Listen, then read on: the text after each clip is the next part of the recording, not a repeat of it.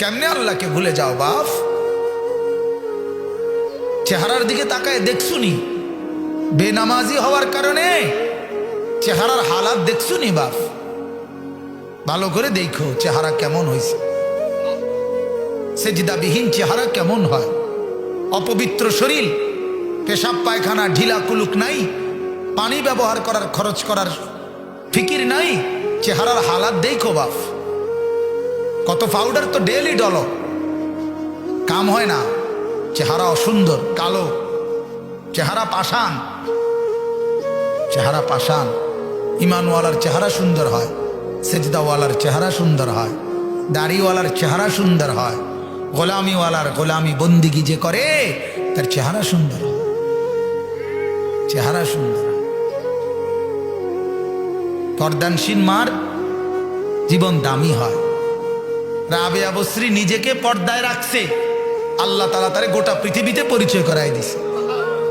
সে নিজেকে আড়াল করে রাখছে, মালিক তারে পরিচয় করাই দিছে। ফাতেমা নিজেকে আড়াল করে রাখছে, আল্লাহ সবার কাছে পরিচয় করাই দিছে। আয়েশা নিজেরে আড়াল করে রাখছে, আল্লাহ তারে পরিচয় করাই দিছে। আর যে মহিলা নিজেকে বাইরে ছেড়ে দিছে, আল্লাহ তারে বেইজ্জতি করে দিছে। তারে দেখলে লম্পট খারাইয়া মতে, এরম যুবক তারে দেখে লোভ করে, লালসা করে, উপভোগের কামনা করে, জিনার ব্যভিচারের স্বপ্ন দেখে,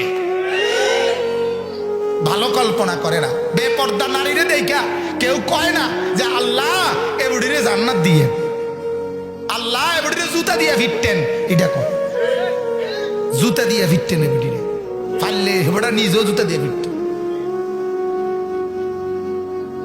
বেজ্জুতি ছাড়ার কিছু, বেপর্দা নারীর কপালে বেজ্জুতি ছাড়ার কিছু জোটে। যেই যুবক দেখে তারে কদ্দুর কর না, বলে ভাই তুই তো দেখছ, তোরতে তো ভালো লাগছে, তুই কদ্দুর দোয়া করস না। কথা বোঝেন নাই, তোর তো উপকার হয়েছে একটা, তুই চাইছ, তুই কদ্দুর দোয়া করস বুড়ির লেগে। এইতে কইব কি এরম অসিব্বর লেগে বুঝি দোয়া করতো? কারে কি কর, তুমি তো দেখছো, কয় অসিব্য দেখেই তো দেখছি, বেদ্যব দেখেই তো দেখলাম, ভালো হইলে কি আর দেখলাম, নি হইলে কথা বলেন না কেন? পর্দানশীল হইলে কি আর দেখতো? তো বেহায়া দেখেই তো দেখছি, বেপর্দা দেখেই তো দেখছি। বলেন নাউজুবিল্লাহ। এই আয়াত আপনাদেরকে জাহান্নামের কথা আল্লাহ মনে করাই দিছে। এটাই বলতেছিলাম, বললাম না নবীরা জান্নাতের সুসংবাদও দিতেন, জাহান্নামের ভয়ও দেখাইতেন।